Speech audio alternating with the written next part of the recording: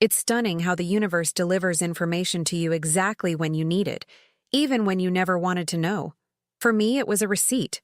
A single piece of paper that shattered 23 years of marriage in less than 23 seconds. I remember staring at that commercial lease agreement that had accidentally been delivered to our home mailbox instead of his office. The property address wasn't familiar.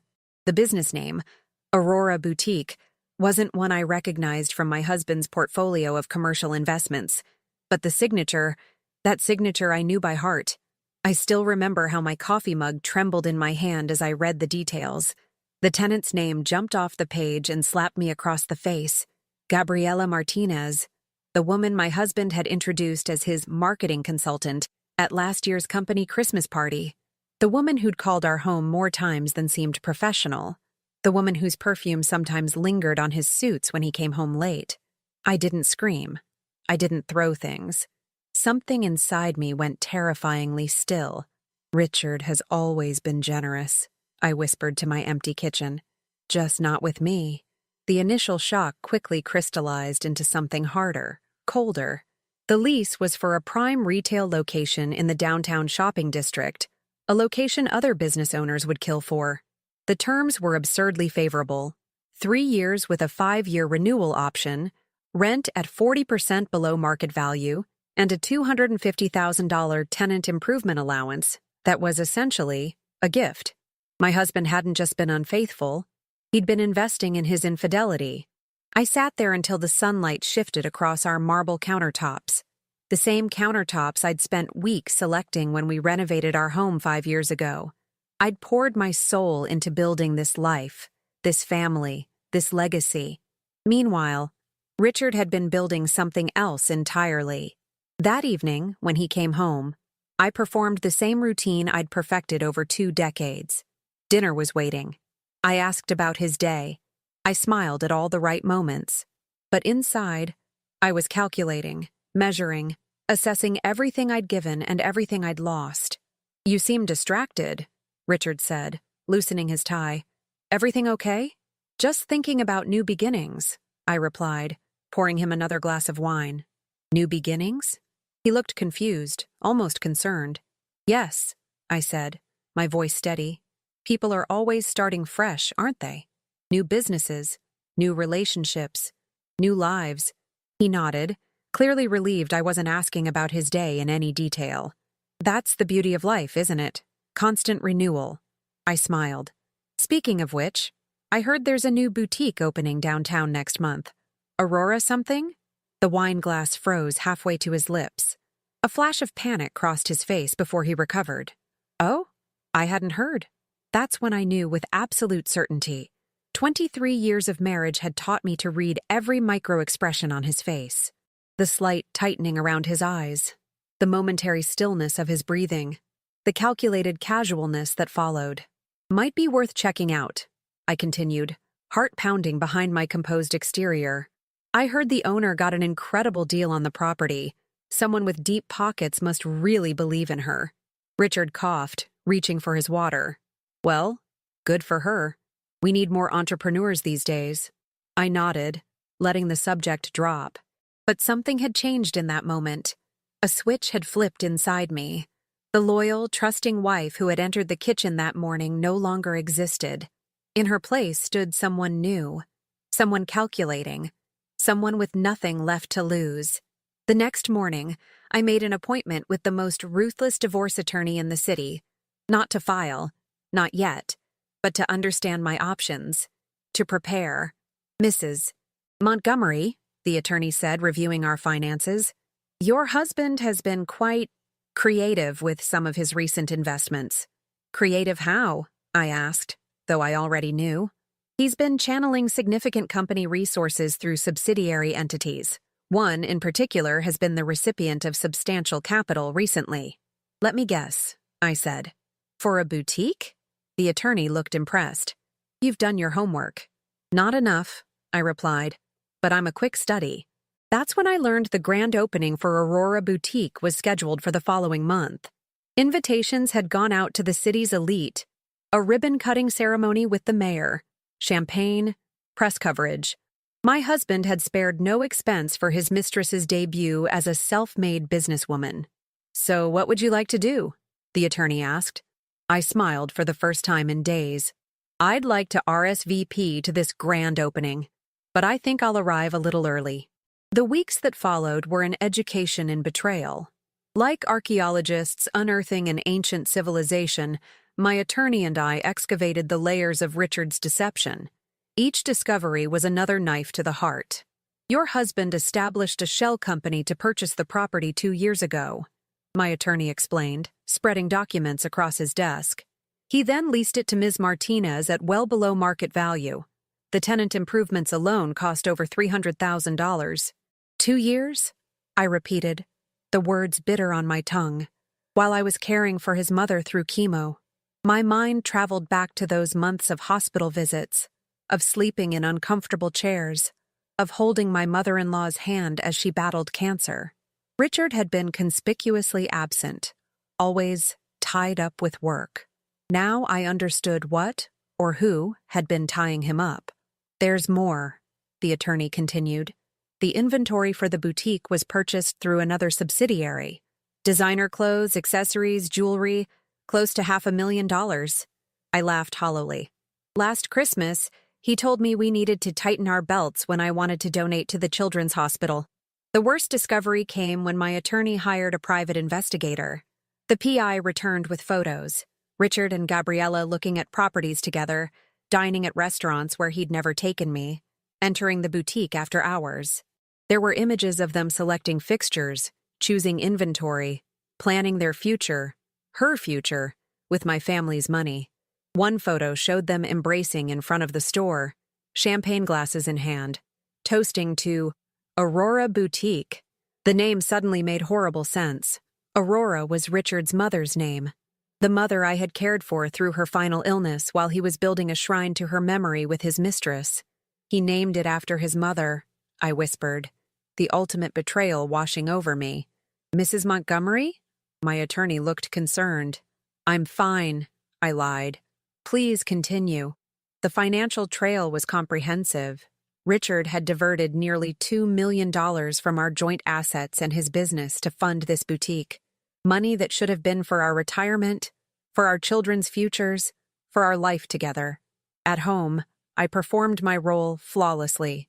I maintained our social calendar, hosted his business associates for dinner, smiled at the right moments. Richard noticed nothing amiss. Or perhaps he didn't want to notice. "You seem happier lately," he commented one evening as we prepared for bed. "Do I?" I kept my voice light. "Yes, you've got a certain glow." He kissed my cheek, a perfunctory gesture we'd exchanged thousands of times. "I guess I've just gained some clarity recently." "About what?" I looked him directly in the eyes. "About what I deserve." He smiled, misunderstanding completely. "You deserve the world, darling." "Yes," I agreed. "I do." The grand opening invitations arrived the following week. Not to our home, of course, but to Richard's office. I wouldn't have known about it if not for our neighbor, a city council member who'd received one. "Will you be attending Aurora's opening?" she asked innocently over our fence. Richard must be so proud to be investing in female entrepreneurs. I maintained my composure somehow.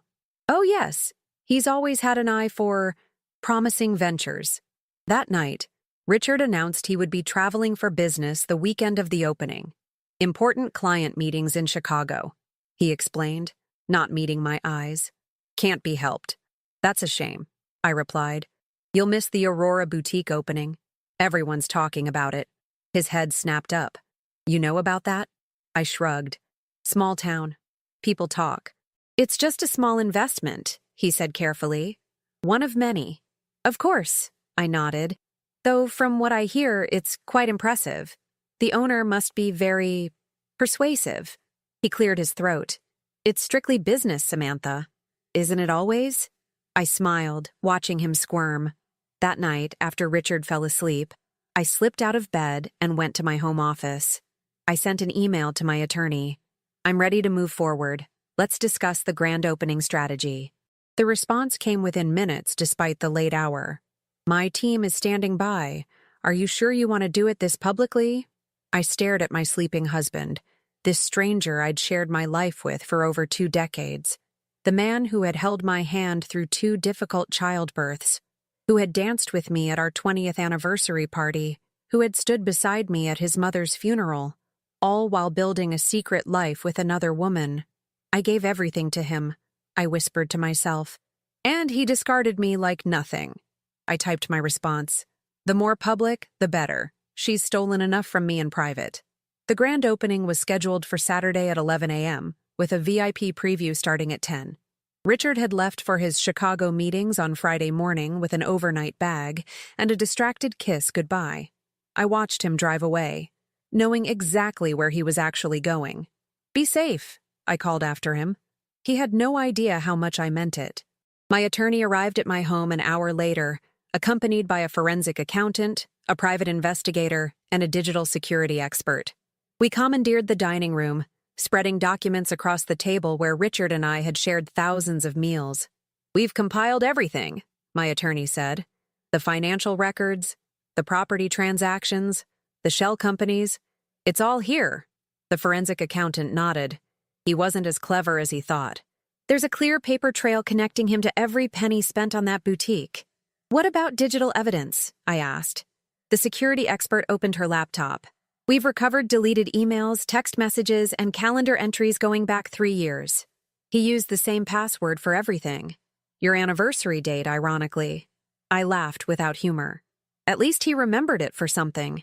The private investigator added, We have surveillance footage of them together at the property at least 30 times in the past year, often after hours, sometimes overnight. I took a deep breath. And the legal implications?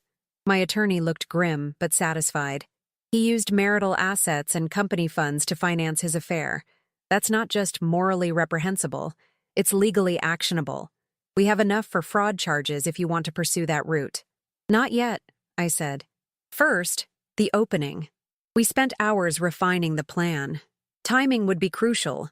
We needed to arrive before the VIP preview, but after Richard and Gabriella were already there. We needed witnesses, but the right kind of witnesses.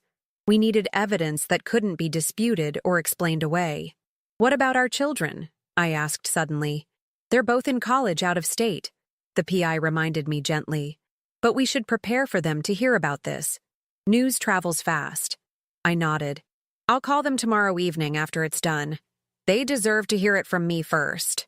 What my team didn't know was that I had already spoken to both my children. Not about the affair or the boutique specifically, but about integrity, about partnership, about respect. They were adults now, capable of understanding that sometimes good people make devastating choices. They knew their father and I had been struggling, though they didn't know why. They would be hurt, but they would understand. There's something else, I said, reaching for my personal laptop. Something I never told Richard. I opened a folder labeled Family Business and turned the screen toward them. Before we married, I worked in commercial real estate development. I left to raise our children, but I never stopped watching the market. The folder contained meticulous records of properties throughout the city, including the building where Aurora Boutique was located. I knew Richard bought that building 2 years ago. What he doesn't know is that I own the building next door. I purchased it through my family's trust last year when it came on the market. My attorney's eyes widened. You knew about the affair all this time? No, I admitted. I just knew it was a good investment. The universe works in mysterious ways. This was my secret strength. While Richard had been building his deception, I had been quietly building security for myself. The modest inheritance from my parents hadn't gone into our joint accounts as Richard believed. Instead, I'd invested it independently, creating a safety net I hoped I'd never need. So what does this property give us? The attorney asked. Access, I replied. There's a connecting door between the buildings in the back hallway, a remnant from when they were a single business decades ago. The maintenance staff for my building has keys. The PI whistled. That's how we'll get in early.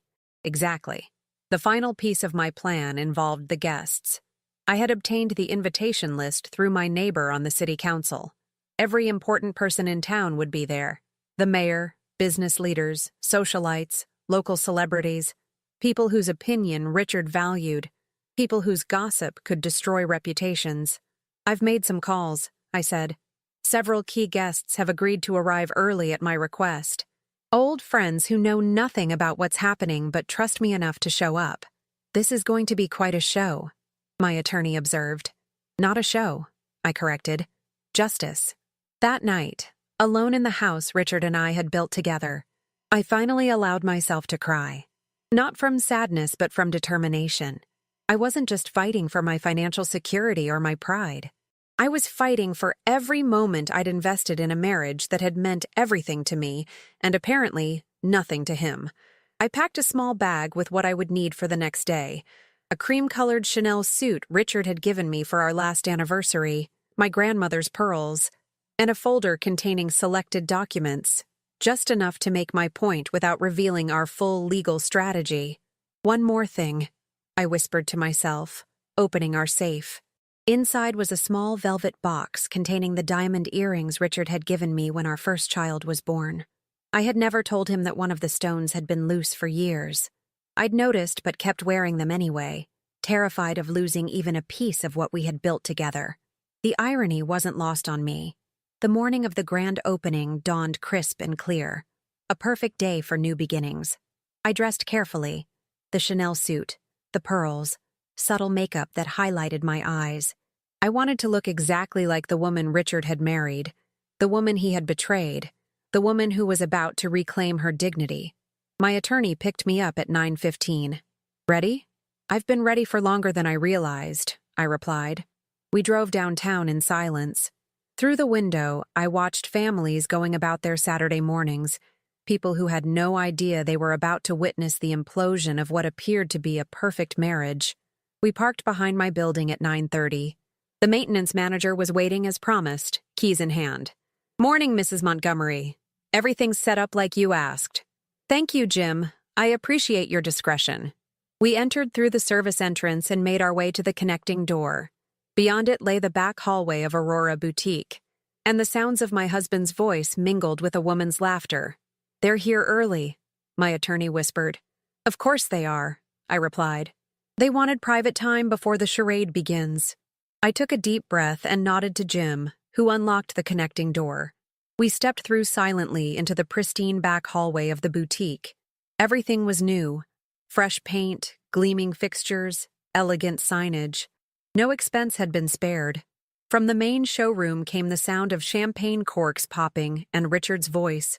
To us, to Aurora, to new beginnings. Should we wait for the guests? My attorney whispered. I checked my watch. The mayor and the others I invited will be here in 10 minutes. Let's get the lay of the land. We moved silently through the hallway toward the main showroom, stopping just short of the entrance. From our vantage point, we could see everything. Richard in his best suit with his arm around Gabriella, both holding champagne flutes. The boutique was stunning. Custom fixtures, designer clothing, a champagne bar, flowers everywhere. A large portrait of Richard's mother, Aurora, hung prominently on the back wall. Quite the investment, my attorney murmured. Quite the theft, I corrected. Just then, the front door chimed. Richard jumped, separating from Gabriella as the mayor and several city council members entered, all arriving early at my request. Mr. Montgomery, the mayor called out. I thought we were early. Richard recovered quickly. Mayor Collins, yes, just doing a final check before the festivities. More guests began arriving, all the early arrivals I had orchestrated. Richard looked increasingly confused as people he hadn't expected for another half hour filled the boutique. I think it's time, I said. My attorney nodded, and we stepped out of the shadows and into the showroom. The moment Richard saw me, all color drained from his face. Samantha? What are you... I thought that I was at home, that I didn't know. I kept my voice steady, my posture straight. Or that I wouldn't find out you've stolen $2 million from our family to set up your mistress in business. The room went deadly silent. Gabriella froze, champagne glass halfway to her lips. This isn't what it looks like, Richard started, but I cut him off. It's exactly what it looks like, Richard. Aurora Boutique, named after your mother, the woman I nursed through cancer while you were out selecting designer handbags with Ms. Martinez. I turned to the shocked guests. I apologize for the unconventional welcome to this grand opening, but I thought you should know what you're really celebrating today. Not female entrepreneurship or downtown development, but fraud, infidelity, and theft. My attorney stepped forward, opening his briefcase. Mr. Montgomery, these are financial records showing the diversion of marital assets and company funds to finance this business venture. We have copies for everyone here, including the district attorney, who should be arriving shortly. Richard's face contorted with rage and fear. You had no right to go through my business records. Actually, as your wife and as a 40% shareholder in your company, I had every right. I replied calmly. Just as I had every right to know you were sleeping with your marketing consultant while I was building our life. Gabriella finally found her voice. Richard, do something. He turned on her instantly. Shut up. Just shut up for a minute. The mask had slipped. This wasn't the charming, controlled Richard everyone knew. This was the real man beneath. I addressed the stunned crowd again. I'm not here to create a scene. I'm here to set the record straight. This business was not built on hard work and entrepreneurial spirit. It was built on stolen money and lies. And while Ms. Martinez may model these beautiful clothes beautifully, she should know that everything here legally belongs to me and Richard's legitimate business partners. Richard moved toward me, lowering his voice. Samantha, please. We can discuss this privately. There's no need to... To what? To tell the truth? I've spent 23 years being the perfect wife, Richard. I've hosted your clients, raised your children, supported your dreams, nursed your mother. And how did you repay that loyalty? By stealing from our future to finance your affair. The mayor stepped forward awkwardly. Perhaps we should give you folks some privacy. No need, Mayor Collins, I said. My business here is concluded. I handed him a folder. These are the property records showing that Mr. Montgomery used fraudulent means to purchase this building. As the city's chief executive, you might find it relevant. I turned back to Richard and Gabriella. The district attorney has copies of everything. So does the IRS. The boutique is being shut down pending investigation.